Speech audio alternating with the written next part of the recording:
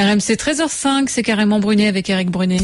Merci Véronique. Nous allons, mesdames, messieurs, parler aujourd'hui de l'aide médicale d'État. Qu'est-ce que l'aide médicale d'État ? C'est un dispositif qui a été instauré sous Jospin le 1er janvier 2000 par Bernard Kouchner. L'aide médicale d'État, c'est un dispositif qui permet aux étrangers non européens en situation irrégulière, autrement dit les clandestins qui vivent en France, de bénéficier d'un accès aux soins. Voilà. Et c'est la sécurité pour tous, la sécurité sociale pour tous.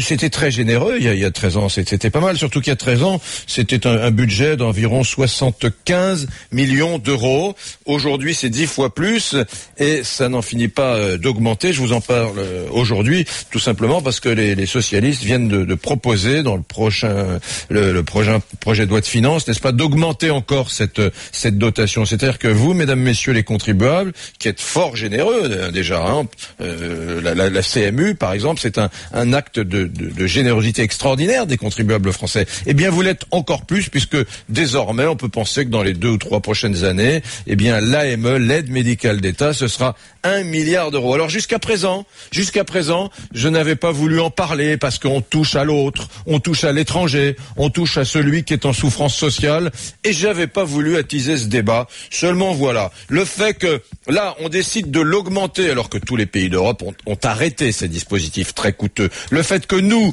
on le renforce, on l'augmente, et le fait surtout que en 2014, 1 Français sur 3 renonce à se soigner, tout ça m'a agacé. Je me dis que en tant que contribuable, je paie des choses qui, encore une fois, qui sont tout à fait décalées à côté de ce qu'est le monde réel. Le monde réel, je le redis, c'est que 1 Français sur 3 renonce à des soins, faute de moyens. Donc il faut revoir les choses. Et cette AME, qui était probablement une chose formidable il y a quelques années, aujourd'hui me semble totalement hors de propos. RMC, 13h-14h, c'est Carrément Brunet, Éric Brunet.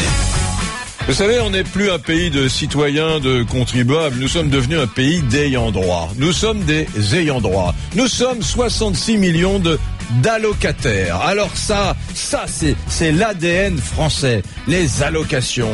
Nous sommes des ayants droit. Et on aime tellement l'idée d'avoir des droits qu'on aimerait en donner à tout le monde. La grande République française, la République des principes. Ah, ça, on est bon pour édicter des principes. Et ce principe-là de l'AME, c'est ça, c'est cette sécurité sociale magnifique. Amis étrangers clandestins, toi qui souffres, je te l'offre, je te la donne, parce que je suis citoyen français de la grande République universelle, et je te la donne, et tu peux y accéder, toi, tes amis. Invite d'ailleurs tes amis à venir bénéficier de ce dispositif. Et malheureusement, mesdames, messieurs, malheureusement, c'est ce qui se passe. Parce que on sait qu'aujourd'hui, il y a des sites internet chinois qui vendent de fausses cartes d'AME, et il y a de nouveaux ayants droit étrangers, non français, clandestins qui en bénéficient. J'ai moi-même croisé des médecins qui ont été dans l'obligation avec l'AME, non pas de soigner, parce que bien sûr il faut soigner,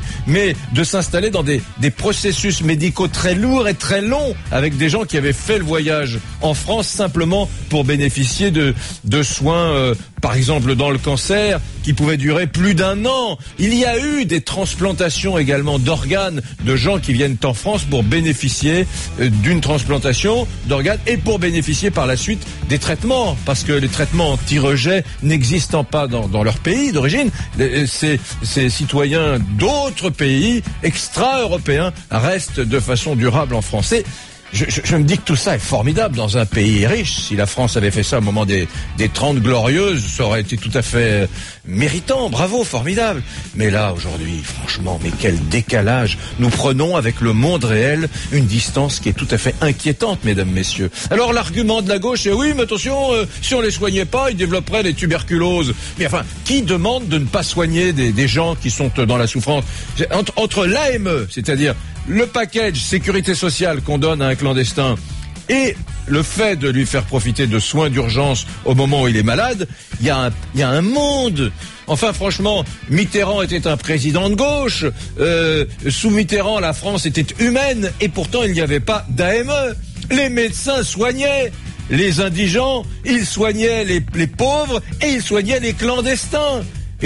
Jamais on a laissé mourir quelqu'un sur un trottoir dans une ville de France, sous Mitterrand, sous Chirac, et puis sous Sarkozy. Non, pas sous Sarkozy, puisque c'est en 2000 qu'est arrivé l'AME. Mais vous voyez ce que je veux dire? Aujourd'hui, on a transformé ces gens en ayants droit. Voilà. Et puisqu'on en a fait des ayants droit, eh bien, ils viennent de plus en plus nombreux. Et je le redis, il y a 10 ans, c'était 75 millions d'euros de budget, l'aide médicale d'État. Voilà. Aujourd'hui, c'est 700 millions et on n'y arrive pas avec 700 millions. Ce sera 1 milliard prochainement et probablement davantage dans les années qui viennent. Voilà pourquoi je me dis que nous marchons sur la tête. Bonjour Camille. Bonjour Eric, bonjour à toutes et à tous. Et justement, c'est pour ça que tu dis qu'il ne faut pas augmenter l'aide médicale d'État pour les étrangers en situation irrégulière. Allez-y, votez rmc.fr. Et je vous le rappelle aussi, vous pouvez très bien voter par SMS avec votre téléphone portable. Vous envoyez oui si vous êtes d'accord avec Eric ou non pour carrément pas d'accord au 6 10 71. Alors c'est démocratique, hein. Il y aura le docteur Didier Leget qui sera avec moi. Il est médecin, chirurgien, urologue et il est président d'un syndicat de médecins dans l'Isère chez lui. Il est à Grenoble. Hein. Et puis il y aura Jean-François Corti qui est médecin lui aussi, directeur des missions France de l'association Médecins du Monde. Ils ont tous les deux des regards différents sur l'aide médicale d'État. Vous pouvez m'appeler. Si vous soutenez l'aide médicale d'État, je veux entendre vos arguments. Je sais que Cyril m'appelle. Là, il sera avec nous dans quelques instants. Voilà. Il est 13h12. Comme tous les jours, il faut que je vous dise que nous jouons pour gagner une tablette tactile. Eh bien, ça va se dérouler dans 7 heures. Et aux alentours de 13h25, c'est ça, je vous donnerai un indice pour que vous puissiez jouer et gagner cette tablette Samsung Galaxy Tab 4. RMC, 13h-14h, c'est Carrément Brunet. RMC, 13h-14h, c'est Carrément Brunet. Le budget consacré à l'AME était passé de 588 à 744 millions d'euros. Le gouvernement britannique vient de trancher. Désormais, les étrangers non ressortissants de l'Union européenne devront payer systématiquement et immédiatement 90 € pour toute consultation aux urgences des hôpitaux. Cette mesure vise principalement les ressortissants non européens qui veulent profiter de notre système de sécurité sociale et parfois recevoir des traitements très coûteux sans payer. Ça ne me surprend pas. Chez nous en Amérique, c'est bien plus cher. Éric Brunet. Mesdames, messieurs, pour moi, il ne faut pas augmenter l'aide médicale d'État pour les étrangers en situation irrégulière. Je le dis avec beaucoup d'humanité parce que c'est toujours un sujet passionnel. Moi, j'ai le contribuable qui parle, vous voyez. Je vous demande de vous fonder, n'est-ce pas, de vous fonder un jugement sur cette question. Est-ce que vous êtes plutôt Laurent Wauquiez ou Marisol Touraine? Ça dépasse les cadres politiques, hein. Mais je voudrais vous faire entendre les arguments de chacun. On commence par Wauquiez, député UMP de la Loire. Ceci, vous y avez contribué en faisant sauter la franchise de 30 € qui permettait de responsabiliser. Aujourd'hui, ce système est déraisonnable. Quel message envoie-t-on quand un étranger en situation régulière qui vient pour travailler bénéficie de moins d'aide qu'un étranger en situation irrégulière? Quel message envoie-t-on quand un retraité, grâce à vous, devient imposable alors que dans le même temps, l'étranger en situation irrégulière bénéficie de l'accès à notre système de soins? Ce message, c'est celui de votre injustice. Les efforts sont toujours pour les mêmes. Et de l'autre côté, vous laissez exploser l'assistanat. Réponse de Marisol Touraine, notre ministre de la Santé.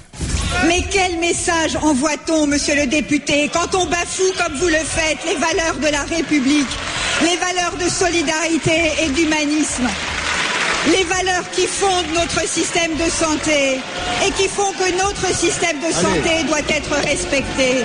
Où est l'arrogance lorsque d'un geste de la main vous balayez ces hommes et ces femmes qui sont confrontés à la maladie et qui ont besoin d'être soignés? Bonjour Jean-François Corti. Bonjour. Vous êtes directeur des missions France de l'association Médecins du Monde. Dans ce débat, vous êtes plutôt de ceux qui soutiennent l'idée de l'AME et son renforcement budgétaire dont on vient d'entendre parler ces derniers jours. Moi, je suis de ceux qui pensent que pouvoir se faire soigner, c'est un minimum. Et je suis de ceux qui défendent le fait qu'il y a beaucoup de fantasmes autour de cette question-là. Et c'est très bien qu'on puisse en parler dans votre émission aujourd'hui.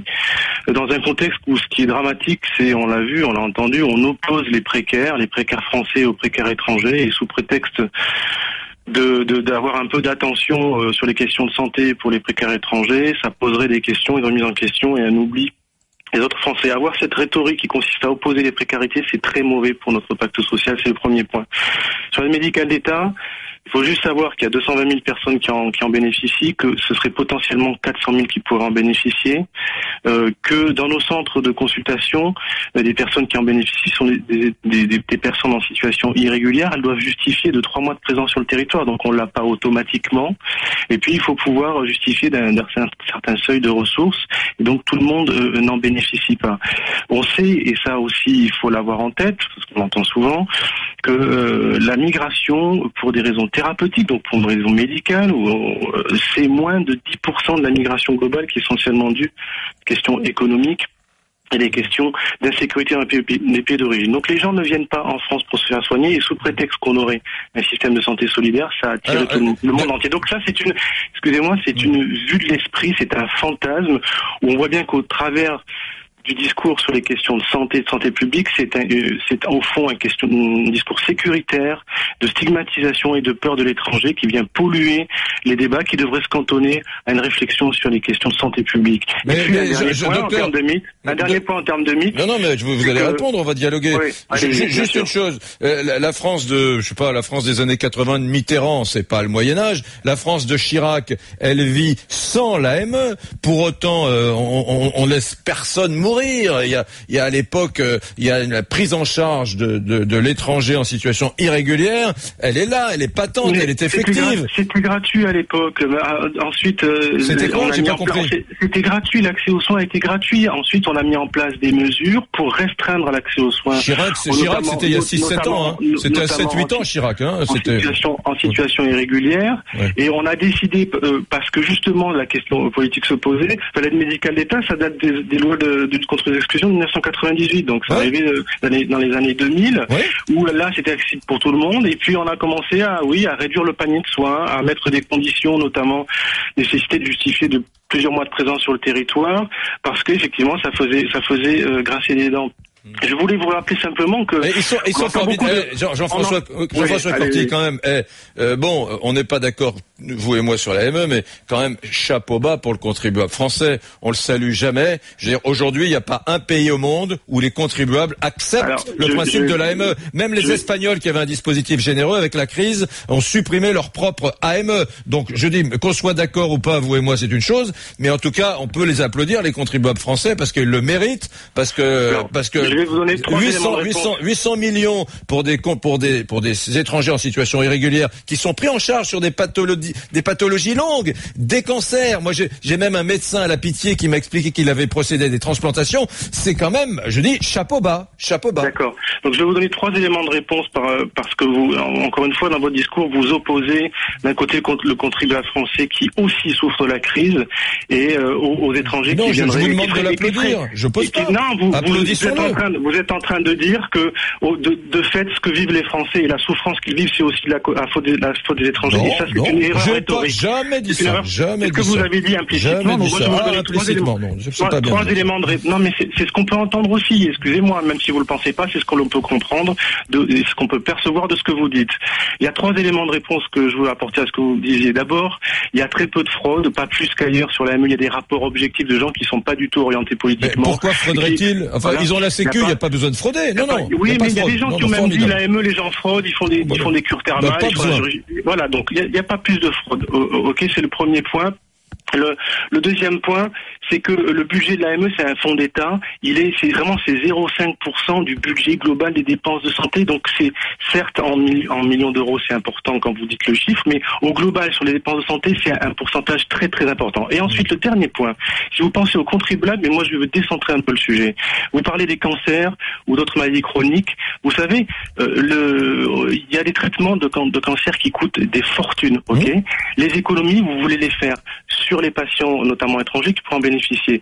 On a en ce moment des coûts de traitement qui sont totalement disproportionnés, de mise en vente sur le marché par rapport aux coûts de production. Je prends un traitement comme l'hépatite C, le Solvadis.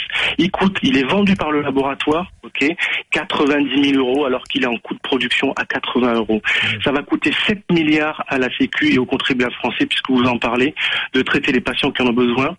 Alors que si on était sur un coût de production et un coût de vente qui est pas loin du coût de production, on ferait des milliards d'économies. Pourquoi vous ne posez pas la question de savoir pourquoi les laboratoires vendent à des prix exorbitants des médicaments? Parce qu'il y a moi j'ai la réponse.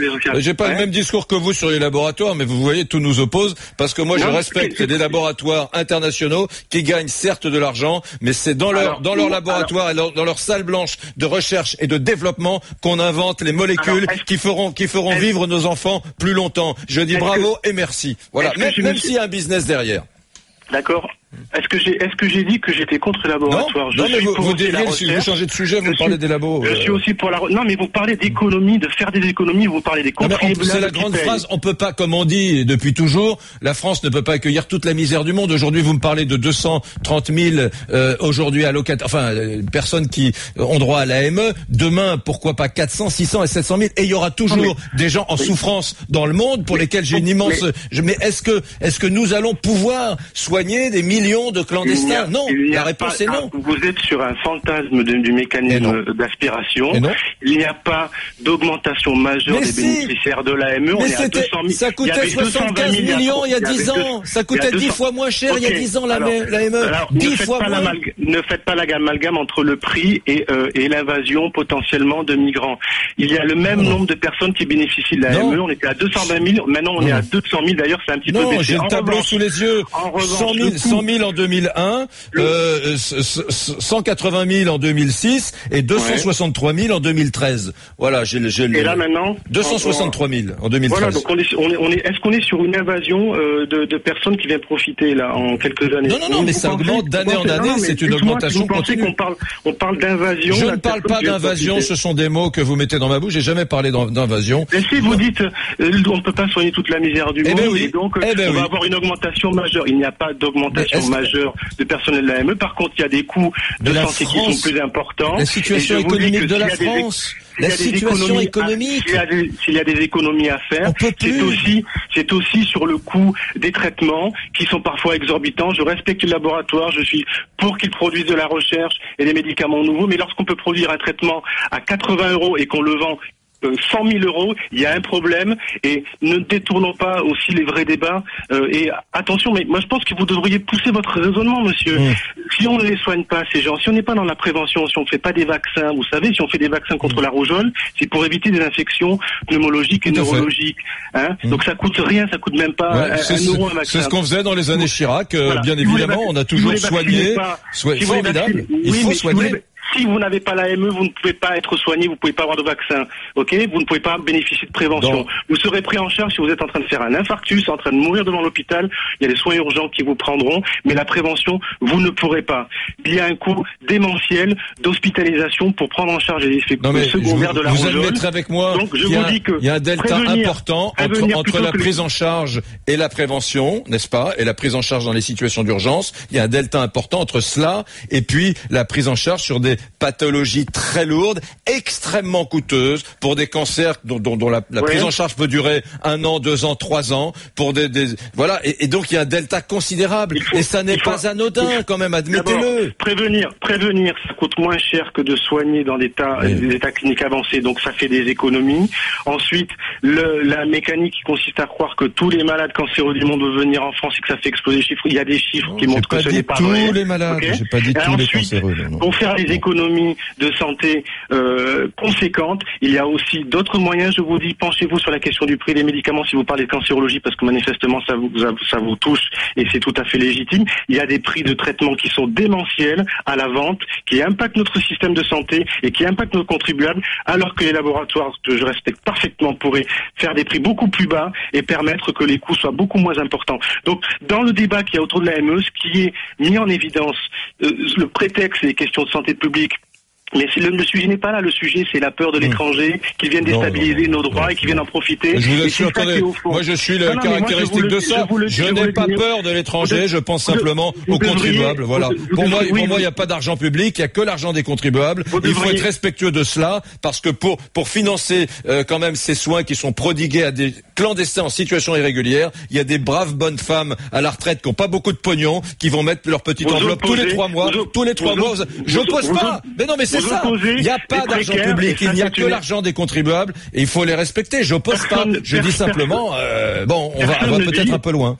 Personne ne dit qu'il ne faut pas s'intéresser aux Français précaires. Beaucoup d'associations comme Médecins du Monde disent sur la couverture médicale universelle pour les Français précaires, le seuil d'attribution qui est autour de 700 €, il est trop bas parce qu'effectivement il y a des personnes âgées qui vont se retrouver entre le seuil d'attribution et le seuil de pauvreté et qui n'auront pas la capacité de se payer des mutuelles et qui donc seront en difficulté. Et il faut au moins faire en sorte que le seuil d'attribution aille jusqu'au seuil de pauvreté qui est à 900 €. Donc il faut aussi, bien évidemment, améliorer les conditions de vie et d'accès aux soins des Français précaires. Là, ça va coûter cher. Mais non, aussi, ça fait plus. Que les gens puissent se faire soigner et qu'on parle bien de Français précaires, on met les moyens pour que cela se fasse. Mais je pense que vous devriez aller au bout de votre raisonnement sur les étrangers. Vous dites vous posez une question d'accès aux soins, mais vous voulez quoi au fond? Qu'est-ce que vous voulez dire quoi? Donc on les soigne pas, vous voulez les voir mourir dans la rue? C'est quoi que vous voulez? Mais dites-le, exprimez, allez au bout de votre raisonnement. Je pense que l'AME, ce dispositif-là, qui était prévu pour être un dispositif d'urgence, du moins le pensions-nous, au départ, à l'époque où Kouchner l'invente dans les années 2000 sous Jospin, enfin quand il est un des co-inventeurs de l'AME, eh bien est devenu en réalité une mécanique incroyable, extrêmement coûteuse, qui c'est vrai, à mon avis, attire, même si c'est pas l'essentiel, attire un certain nombre d'étrangers du monde entier d'ailleurs, pas seulement comme vous pourriez l'imaginer du monde arabo-musulman, mais il y a des Chinois, des gens d'Europe centrale qui sont extra-européens qui viennent en France pour en bénéficier. Et d'une manière générale, pour moi, c'est pas un système vertueux parce que aujourd'hui, c'est pas les soins qu'on imagine qui sont prodigués, c'est aussi parfois des soins extrêmement coûteux. C'est pour ça que je prenais l'exemple du cancer, de transplantation, parce que ça n'est pas un fantasme, de transplantation de rénale. J'ai entendu ce cas très précisément qui m'a été raconté par un médecin, et donc tout ça m'amène à dire on fait quoi? On les soigne pas les gens? On en fait quoi? Enfin, quand un étranger débarque en autobus, en car en France pour venir subir après 3 mois une opération, je me dis que c'est pas tout à fait l'esprit de l'AME. Je dis on les soigne pas. D'accord. Donc on les soigne pas, donc on les laisse crever dans la rue. Mais on les laisse pas crever quand le type vient pour ça. Pardon, mais je reviens. On ne peut. Non, mais j'essaie d'aller au bout du raisonnement. Si on les soigne pas, on en fait quoi quand ils sont malades? On en fait quoi? On les renvoie dans leur pays? J'en sais rien par exemple, le citoyen chinois qui est venu. Mais enfin, monsieur, vous jouez quand même avec une certaine légèreté avec l'argent du contribuable français. Donc vous dites à partir du moment où quelqu'un est sur le sol français pour une pathologie longue, etc., on dit, puisque vous êtes en France, effectivement, je suis dans l'obligation de prendre en charge ce cancer et les 3 ou 4 années que, enfin, non. Dans ma rhétorique, vous l'avez compris, je n'oppose pas les Français précaires et le contribuable à d'autres malades. Je vous dis qu'il y a des moyens de faire des économies conséquentes pour le contribuable français, autrement qu'en excluant du soin des gens qui potentiellement sont des étrangers et qui ne viennent pas en masse. Creuser les autres pistes possibles pour faire des économies, notamment sur le prix des médicaments, le coût des soins. J'ai entendu. Et on pourra en reparler. Merci beaucoup. On n'est pas d'accord, mais c'était un vrai bonheur de débattre avec vous, Jean-François Corti. Bonne journée. Au revoir. Au revoir. Camille, 13h30. Comment est-ce que ça vote sur cette question du brunémétrie? Alors, je le rappelle pour toi, il ne faut pas augmenter l'aide médicale d'État pour les étrangers en situation irrégulière. Et pour l'instant, vous êtes 63% à voter carrément d'accord avec Eric. Si je prends vos votes sur rmc.fr et par SMS au 61071. Tout de suite, je serai avec Cyril qui m'appelle au 3216. Mais tout de suite, mesdames, messieurs, je vous l'ai promis tout à l'heure, je vais vous faire gagner une sur tablette. RMC, gagnez la Rolls de la tablette, la Samsung Galaxy Tab 4. Michel Sapin, ministre de l'économie, était ce matin chez Jean-Jacques Bourdin sur RMC et BFM TV. On écoute l'extrait dans lequel il manque un mot. Nous sommes exactement dans la moyenne des autres pays. Il y en a qui vont mieux, l'Allemagne, il y en a qui vont beaucoup moins bien que nous, l'Italie ou l'Espagne, mais nous sommes exactement dans la moyenne de la zone euro. La croissance est trop... Alors, pour jouer, vous me dites quel est le mot qui manque. Ce mot, c'est croissance, ou bien c'est faible. C'est croissance faible, croissance fragile ou croissance lente. Voilà. Vous me téléphonez au 3216 touche 6, ou bien vous envoyez un SMS directement avec l'un des 3 mots, faible, fragile ou lente. Voilà. SMS au 73216. À tout de suite. RMC, 13h-14h, c'est Carrément Brunet. RMC, Carrément Brunet, Éric Brunet. RMC 13h35 pour moi, mesdames, messieurs, il ne faut pas augmenter l'aide médicale d'État qui s'adresse aux étrangers en situation irrégulière. Fabrice Garcia m'envoie un tweet sur mon compte @carrémentbrunet. Il dit: il faut soigner ces étrangers irréguliers car c'est notre devoir, mais refacturer leurs soins à leur pays d'origine. Alors, mesdames, messieurs, je vous le demande, est-ce que vous avez une opinion sur le sujet? Je vais vous faire écouter deux avis différents. D'abord, celui de Jean-Marie Le Guen, qui est secrétaire d'État chargé des relations avec le Parlement et qui est médecin. C'est un dispositif qui est fait pour des raisons médicales. D'abord, pour protéger l'ensemble de la santé publique des populations françaises, éviter que les infections ne se propagent. C'est aussi une réponse humanitaire que l'on trouve dans tous les pays développés, y compris dans les pays où il n'y a pas de système de sécurité sociale, comme par exemple aux États-Unis.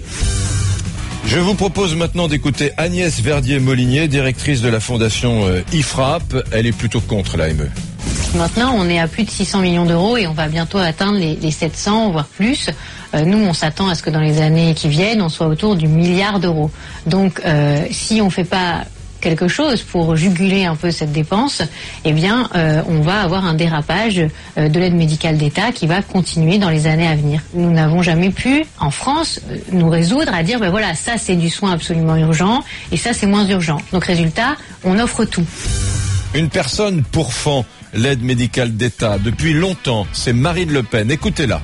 Les Français qui cotisent vont se retrouver à être obligés de prendre en charge ces frais médicaux, alors que l'on continue à prendre en charge l'intégralité des frais médicaux des clandestins qui arrivent sur le territoire, qui violent la loi en étant venus sur le territoire sans autorisation ou en s'y maintenant sans autorisation, et qui, eux, voient l'ensemble de leurs frais médicaux être pris en charge, alors qu'évidemment, ils n'ont jamais cotisé et qu'ils n'ont même pas le droit d'être là. L'AME, on va bientôt atteindre très probablement le 800 millions à 1 milliard d'euros par an.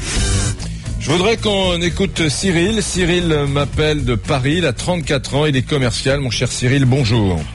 Oui, bonjour Eric Brunet, bonjour. Bah écoutez, je voulais vous prendre avant, mais ça a été avec le médecin de Médecins du Monde, ça a été une prise de bec un petit peu plus longue que prévu. Excusez-moi. Oui, c'était un petit peu chaud, mais c'était intéressant. Alors écoutez, tout d'abord, c'est un sujet quand même assez sensible, puisqu'on touche de l'humain. Il y a une forme d'empathie sur ce sujet-là, et puis on a vite fait d'être taxé de salauds, de méchants. Néanmoins, et de racistes. Oui. De tous les mots, de toute façon, dès qu'on est contre ça. Néanmoins, c'est un sujet important. Aujourd'hui, la question, c'est est-ce que dans la situation économique dans laquelle on est, et il ne me semble pas qu'on soit dans une situation économique favorable, est-ce que dans cette situation économique-là, on peut se permettre d'être aussi généreux? C'est ça je suis d'accord avec vous, c'est la seule question que je me pose, moi. La seule. C'est ça est-ce que ce n'est pas déjà assez bien qu'on la maintienne déjà? Ouais. Parce que là, on parle de la développer, mais déjà la maintenir, est-ce que c'est déjà pas formidable? Et Cyril, la dame que vous venez d'entendre à l'instant, Agnès Verdier-Molinier de l'IFRAP, là, elle dit que si on limitait l'AME aux soins essentiels et urgents, eh bien, ça permettrait de réaliser une économie de 400 millions d'euros par an. C'est-à-dire qu'on la jugulerait pour les situations d'urgence, en gros, quand quelqu'un fait un malaise, quand quelqu'un souffre, quand quelqu'un a une crise, ou une maladie qui se déclare, on doit soigner. Serment d'Hippocrate. Bien sûr. Voilà. Après, une autre question, c'est comment ça se passe dans les autres pays? C'est une bonne question. J'ai un petit peu potassé ce matin. Comment ça se passe dans les autres? Ça, c'est une vraie question. Ça se passe comment demain? Alors, juste un truc, Cyril. En Grande-Bretagne, Cameron a supprimé les aides médicales aux étrangers hors Union européenne pour faire cesser les abus. Et la Grande-Bretagne demande aux étrangers de payer 90 € pour toute consultation aux urgences. Vous voyez qu'on en est loin quand même. Et l'hôpital public, l'année dernière, en Angleterre, a dépensé 2 milliards d'euros pour les patients étrangers, alors que nous, vous voyez, c'est ce 700 milliards à travers l'AME. Vous voyez le différentiel. Aux Pays-Bas, en Belgique, le dispositif en vigueur ne donne droit qu'aux soins essentiels et urgents. Pays-Bas, Belgique. Allemagne et Grèce, les sans-papiers ne peuvent accéder aux soins de santé que dans les cas d'urgence. Voilà. L'Espagne avait le même dispositif que nous, une espèce d'AME à l'espagnol. En fait, mais ils l'ont supprimé. Comme d'habitude, si je comprends bien, on est les plus vertueux, alors qu'on n'a pas les moyens. Enfin, la générosité, ça a des limites.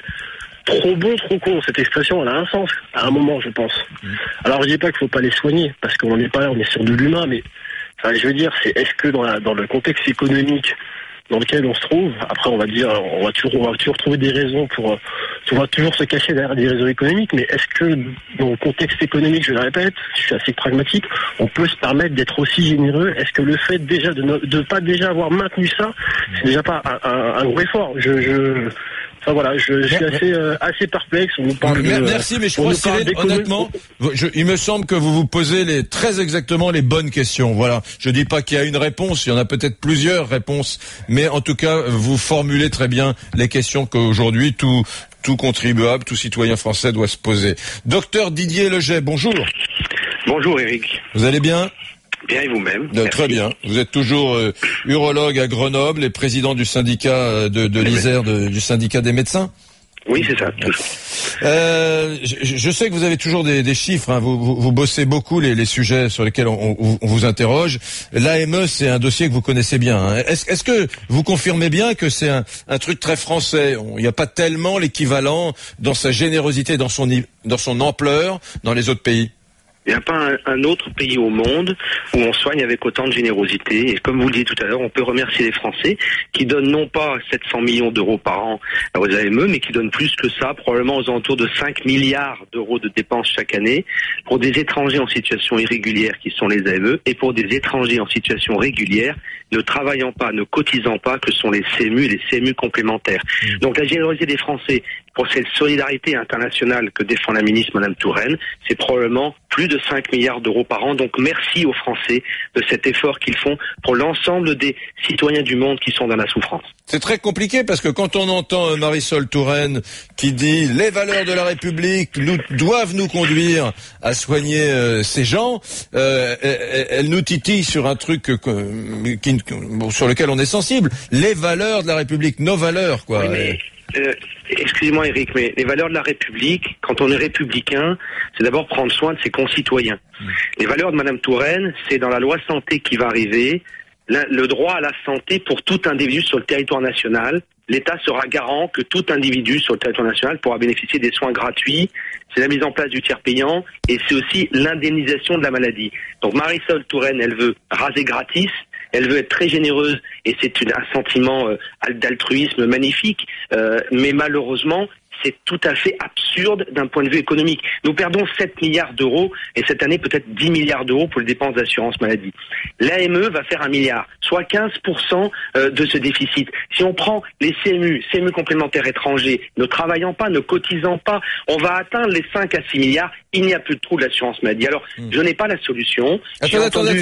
Vous dites que si effectivement, l'AME plus les CMU complémentaires d'étrangers ne cotisant pas, il y a plus de trou de la Sécu, pratiquement? Il y a quasiment plus de trou de la Sécu. Alors, avec un paradoxe, Eric, quand même. Oui. C'est que les taxis, les ambulances, les médecins, les infirmiers, les kinés, les hôpitaux sont payés par la CMU et par l'AME. La CMU qui prélève sur les mutuelles des autres. Donc, quelque part, les médecins, les hôpitaux, personne n'a intérêt à faire d'économie, sauf, comme vous venez de le dire aujourd'hui, le contribuable qui voit chaque année 10 à 15 milliards d'euros redistribués à d'autres contribuables qui sont les professionnels de santé, dont je fais partie, pour offrir des soins à des gens qui n'ont jamais cotisé. Donc mon analyse est la suivante, c'est qu'il faut arrêter de prélever sur le travail 5, 6, 7, 10, voire 15 milliards d'euros de cotisations sur les 25 millions de travailleurs. Il faut les trouver autrement. Il faut effectivement retourner vers les pays d'origine pour proposer une facturation à ces pays. Pour proposer aux étrangers plus facilement et plus simplement des facturations. Moi-même, j'aide quelques étrangers sur le territoire national qui n'ont pas pour l'instant d'AME et de CMU. On paye les soins, mais quand on veut payer un scanner en direct, quand on veut payer une hospitalisation en direct, c'est impossible. On peut pas nous donner des factures, on sait pas faire chez nous. Alors faisons du tourisme médical, faisons venir en France des étrangers du monde entier pour bénéficier d'un niveau de compétence qui est exceptionnel dans notre pays en chirurgie, en anesthésie, en médecine, mais qu'on facilite le fait qu'ils payent, qu'on mette en place des assurances complémentaires, que les gens puissent payer, mais des assurances privées. Ça, c'est un problème. On n'a aucun rapport à l'efficience budgétaire, quoi. C'est dans ce pays de principe, on dit venez, on sera généreux, mais pour récupérer un peu d'argent pour permettre au système de survivre, là, on sait pas faire. Il y a que le contribuable. Éric, c'est de l'idéologie pure. Quand Mme Marisol Touraine arrive au pouvoir et qu'elle dit à 300 000 AME et au-delà, à 300 000 AME, vous ne payerez plus le ticket modérateur de 30 € mis en place par l'UMP. Elle envoie un signe fort à travers la planète qui est de dire vous n'aurez plus à payer en France. Les 30 €, ça fait 15 millions de cotisations. C'est pas énorme, mais 15 millions d'euros pour chacun d'entre nous, c'est une grosse somme. Mais 30 €, c'était rien. Elle signe, elle le supprime. Immédiatement, première chose, c'était dans les propositions de M. Hollande, les 60 propositions. Donc, quelque part, elle donne un signe fort d'appel. Quand derrière, elle dit, on va créer en France un droit à la santé, avec des soins gratuits, un tiers payant généralisé, et une indemnisation de la maladie, elle donne un autre signe fort. On va raser gratis en France. C'est pas, nos concitoyens et les étrangers, situation régulière ou non, vont continuer à mettre en danger un système qui est une exception mondiale. Docteur Didier Leget, lorsque tout à l'heure mon premier invité, le docteur Jean-François Corti de Médecins du Monde, quand il dit que les abus ne sont pas si nombreux, il y en a pas tant, qu'il y a des gens qui s'amusent à monter les étrangers contre les contribuables français pour alimenter un discours, etc. Est-ce que vous confirmez qu'il n'y a pas d'abus ou peu d'abus? Non, je suis pas d'accord. J'ai beaucoup de respect pour Médecins du Monde, mais je suis pas d'accord. Il y a un rapport Leonetti qui a été sorti en 2010, il y a d'autres rapports par l'IGAS sortis en 2003, il y a un certain nombre de rapports qui montrent qu'il y a des abus. Alors, Jean-François Corti, il travaille dans des centres de santé où il reçoit des braves gens et des indigents et ils font un travail colossal. C'est pas à l'humanité d'un individu de raisonner sur l'AME. C'est au pouvoir, au gouvernement. Les abus de l'AME sont très nombreux dans les hôpitaux, dans les services et partout, des filières pour la tuberculose, des filières pour les greffes rénales. Et je vous rappelle qu'il y a un arrêt de la Cour de cassation de 2010 qui dit que tout étranger venant sur le territoire national qui peut montrer qu'il n'a pas pu avoir accès à des soins dans son pays pour des raisons économiques, bénéficie de la gratuité des soins en France. Cet arrêt de la Cour de cassation de 2010 est repris par des cabinets d'avocats. Et j'invite M. Jean-François Corti à se renseigner sur le net. Il y a des cabinets d'avocats qui se sont spécialisés pour faire les démarches et trouver l'AME et la CMU à des patients étrangers. Donc il y a des filières, il y a des abus qui humainement parlant se comprennent, mais qui économiquement parlant mettent en danger l'équilibre de notre système social. Vous voyez ce que vous venez de dire. Voilà, je suis content d'avoir fait cette émission parce que je viens de l'apprendre. Le coût des cabinets d'avocats qui prennent. C'est quoi redites-moi ce texte. C'est un arrêt de la Cour de. Un arrêt de la Cour de cassation. Qui dit en gros, si on ne peut pas vous soigner pour un cancer dans votre pays qui peut être le pour Laos. Des raisons économiques. Avant cet arrêt de Cour de la cassation, n'importe quel étranger qui démontrait que les soins n'existaient pas dans son pays pouvait venir en France en bénéficier gratuitement. Depuis cet arrêt de cassation, c'est si il ne peut pas se les payer dans son pays et qu'ils existent, il vient. Ce qui veut dire que donc je peux pas. J'habite en Corée du Sud, n'importe où, en Chine, j'habite au Zimbabwe, j'habite en Suède, n'importe où d'ailleurs dans une démocratie occidentale ou pas. Faut plutôt être un extra-européen. Eh bien, je dis voilà, je ne peux pas, pour des raisons personnelles, me payer des soins. Par conséquent, je vais me faire soigner en France. Oui. Et la loi française. Il y a des avocats qui sont spécialisés dedans, oui. Ouais, impressionnant. Merci beaucoup, docteur Didier Leget. Bonne journée à vous. À vous aussi, merci. Au revoir. Camille, il est 13h48. Que peut-on dire du petit brunémétrie du jour? Je rappelle que je défends l'idée qu'il ne faut pas augmenter l'aide médicale d'État. Qu'est-ce qu'on en pense? Alors, je pense que Cyril et Monsieur Leget ont été assez convaincants parce que d'un coup, ça a voté et vous êtes maintenant 71% à voter carrément d'accord avec toi. 71% à penser qu'il ne faut pas augmenter l'aide médicale d'État pour les étrangers en situation irrégulière. Allez-y, vous avez jusqu'à 14h quand même sur rmc.fr et par SMS aussi 10 71. À tout de suite. Sur Internet, sur iPod, iPad, iPhone, sur votre télé, RMC, partout, tout le temps. Camille, nous recevons des messages. Je t'écoute. Alors, je vais commencer avec un message de Nicolas qui nous dit qu'il n'est pas d'accord avec toi. Il nous dit « Je trouve que l'aide médicale d'État est une très bonne mesure. Alors simplement, je pense que l'annonce d'augmenter le budget de l'AME ne peut pas bien être accueillie par l'opinion publique dans la période actuelle. En effet, hier, l'État annonçait vouloir raboter la branche famille de la sécurité sociale pour faire des économies. Et aujourd'hui, on parle d'augmentation de l'AME. Donc, symboliquement, c'est très très dur à entendre, nous dit Nicolas. Juxtaposition de calendrier, quoi. Bah, télescopage. Et puis surtout, il nous dit, ça nous laisse penser, vous travaillez et cotisez, mais on vous baisse vos droits. En revanche, on augmente ceux de personnes en situation étrangère qui ne cotisent pas. Irrégulière. Irrégulière, ouais. Voilà qui va encore augmenter le sentiment d'inégalité et d'injustice. Big bisous à tous, nous dit Nicolas. On a un message, cette fois-ci, de Sylvie qui, elle est d'accord. Elle nous dit, dans un monde parfait, où la croissance serait au rendez-vous et où tout le monde aurait du travail, je serais totalement d'accord avec l'AME. Mais lorsque la population d'un pays ne peut même plus se faire soigner, comment accepter que l'on augmente le budget pour soigner les autres populations? Si je vais dans un autre pays, aurais-je le droit d'être soigné gratuitement? Je ne le pense pas. Non, comment s'appelle-t-elle? Elle s'appelle Sylvie, elle dit, mais si je me trompe, dites-le moi. Hein, non, Sylvie, là, il n'y a aucun problème, il n'y a aucun pays, si vous êtes ressortissante française, où on va vous dire, venez, on va vous soigner gratuitement. Ça, c'est la générosité de la République française, universelle, belle et généreuse. Voilà, Sylvie, vous avez votre réponse. Et Gouic nous écrit sur rmc.fr, pas d'accord. Le problème, c'est que l'AME est utile, on le voit bien avec Ebola par exemple, puisque le fait d'avoir des migrations mondiales peut engendrer des épidémies mondiales, un nouvel effet pervers de la mondialisation. Alors il faudrait savoir ce qu'on veut, une planète mondialisée ou alors des États réellement indépendants. Je souhaiterais la seconde, mais c'est la première qui se développe apparemment. Allez, à tout de suite, vous votez, c'est gratuit sur rmc.fr. Faites comme lui, dites ce que vous pensez. Éric Brunet dans Carrément Brunet sur RMC.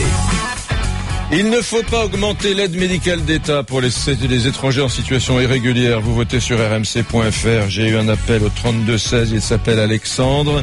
Il a 40 ans. Il est radiologue. Docteur, bonjour. Bonjour, monsieur Brunet. Alors, l'aide médicale d'État, vous en pensez quoi? Je trouve que vous avez tous résumé un petit peu la situation. Moi, on le vit. Alors, après, ce n'est pas du quotidien. Il faut pas non plus exagérer, mais c'est des choses qu'on voit régulièrement. Je travaille dans une clinique privée, mais également à l'assistance publique à Paris. Et donc, comme vous le disiez, par exemple, à Pitié, on a des gens. Moi, j'ai eu la dernière fois, il y a quelques semaines, une charmante dame qui venait d'Inde. Donc, vous parliez de Chine, de Corée du Sud. Moi, c'est une dame qui vient d'Inde. Qui parlait un petit peu le français, donc on a pu discuter très gentiment ensemble, et qui me disait que effectivement, on lui avait dit qu'elle pouvait venir en France se faire soigner parce qu'elle n'avait pas les moyens de se faire soigner en Inde, qu'en clinique ça coûtait forcément excessivement cher et que dans les hôpitaux ce n'était pas possible. Donc elle est venue en France et gentiment elle me disait, mais vous savez, c'est formidable pour nous. Ce qu'il y a, c'est que ce qui m'étonne, c'est qu'effectivement ça commence à se savoir. Et imaginez, ça va forcément se développer de plus en plus. Donc on a même des gens qui ont conscience, venant de pays très lointains, que ce système est un système dangereux. Alors, c'est vrai que philosophiquement parlant, en tant que médecin, c'est très bien de vouloir soigner des gens, quels qu'ils soient en situation régulière, irrégulière, français, étranger, etc. Et nous, on soigne naturellement tout le monde sans distinction. Après, c'est vrai que comme beaucoup d'invités l'ont signalé, nous sommes dans une situation économique catastrophique et que, au-delà des volontés philosophiques de certains ou certaines, de notre ministre actuel en particulier, je crois il faut aller voir plus loin que le bout de son nez et voir que la situation économique n'est pas gérable actuellement et que, à l'inverse de ce que disait mon confrère de Médecins du Monde qui fait un travail exceptionnel et qui, eux, sont encore plus au quotidien aux côtés de ces gens en difficulté que nous, on peut pas soigner tout le monde, on est obligé de faire des choix au jour d'aujourd'hui. Donc mon confrère disait que on peut pas les laisser sur le bord de la route. On ne peut pas les laisser sur le bord de la route.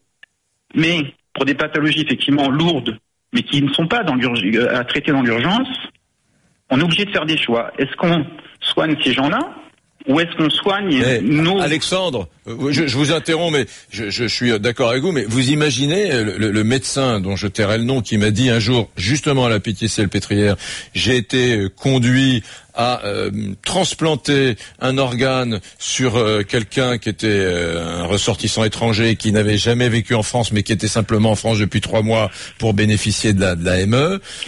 Vous imaginez ce que ça induit. Je voudrais pas pousser le raisonnement trop loin, mais quand même, vous dites faut faire des choix. Il y a donc une personne qui a eu un organe. C'est quand même. Je trouve que c'est hallucinant. Et l'histoire de l'Indienne que vous me racontez là, qui vous dit attention monsieur, vous êtes tellement gentil vous les Français, mais ça commence à se savoir en Inde, 1 milliard 200 000 habitants à peu près. Je veux dire, c'est ouf. Ça fait peur. Ça fait peur. Un truc de dingue. Et que quand nous au quotidien on a des gens effectivement qui sont des petits retraités qui ont été ouvriers toute leur vie, qui ont souscrit et participé à payer tous les mois des cotisations, etc. Et qui eux sont dans la difficulté. Et alors je sais pas après s'ils ne peuvent pas se faire soigner parce que on soigne tout le monde. Il y a toujours un moyen de se faire soigner en secteur 1, qu'il y ait du secteur 2 ou pas. Ça, c'est un faux problème. Il y a plein de possibilités. Même les médecins d'un autre peuvent prescrire en disant attention s'il vous plaît, cette personne en difficulté, etc. Ne le faites pas payer ou le minimum. Donc ça, je ne sais pas. Mais c'est vrai que nous, ça nous pose toujours un problème philosophique aussi, en disant, nous, les pauvres gens là, qui devraient bénéficier de soins, sont dans la difficulté, sont obligés des fois de payer, etc. Alors qu'on a des gens qui ne devraient pas être en France et qui, eux, ont droit à tout de suite, gratuitement. C'est difficile. La réponse, d'ailleurs... La réponse, c'était, Alexandre, la réponse, c'est ce qu'on faisait avant, il y a seulement 10 ou 15 ans. C'était le bon sens. Les médecins qui ont fait le serment d'Hippocrate n'ont jamais laissé mourir personne. Jamais. Mais pour autant, il n'y avait pas le truc d'appel. Venez, il y a la ME, on va soigner, on vous donne la sécurité sociale acquise de haute lutte par les Français. On vous la rend accessible à vous tous. Bon, voilà. C'était pas mal, finalement. Ouais. Et notre personnel, tout notre personnel paramédical, secrétaire, etc., eux sont très gênés également par rapport à ça, parce qu'eux, on leur demande de payer encore plus, toujours plus, etc. Mon confrère de Médecins du Monde disait que c'est que 800 millions d'euros. 800 millions d'euros. Nous, les cabinets de radiologie, on nous demande depuis quelques années, tous les ans, de faire 150, 200 millions d'économies, ce qui est colossal et qui a entraîner la fermeture de certains cabinets. Ce n'est que 200 millions d'euros. Là, on est sur des chiffres qui sont 4 fois, 5 fois supérieurs. Merci beaucoup, docteur. Je vous souhaite une bonne journée. Merci de m'avoir appelé au 32-16. Au revoir. C'était une émission très, très éclairante. Camille, pourrais-tu me donner le résultat final du Brunet Maîtrise, s'il te plaît? Oui, alors finalement, vous êtes 72% quand même à avoir voté carrément d'accord. Si je prends vos votes sur rmc.fr et par SMS, bien sûr. Merci beaucoup. Tout de suite, le résultat de notre jeu. Sur RMC, gagnez la Rolls de la tablette, la Samsung Galaxy Tab 4. Alors mon cher Patrice, toi qui habites dans les Pyrénées-Atlantiques, je t'annonce que tu as gagné cette tablette. Tu as joué, tu as trouvé le bon mot qui manquait. On écoute quand même l'extrait, vous allez comprendre tout de suite. Nous sommes exactement dans la moyenne des autres pays. Il y en a qui vont mieux, l'Allemagne, il y en a qui vont beaucoup moins bien que nous, l'Italie ou l'Espagne, mais nous sommes exactement dans la moyenne de la zone euro. La croissance est trop faible. Voilà, la croissance est trop faible, c'était le mot qu'il fallait trouver. C'est Michel Sapin, notre ministre, qui s'exprimait ce matin chez Jean-Jacques Bourdin. Merci d'avoir été fidèle. Vous pouvez rejouer pour gagner notre tablette tout à l'heure chez Brigitte Lahaye. Dans un petit instant, le journal. Bye bye. Écoutez Carrément Brunet 24h sur 24 en podcast sur rmc.fr.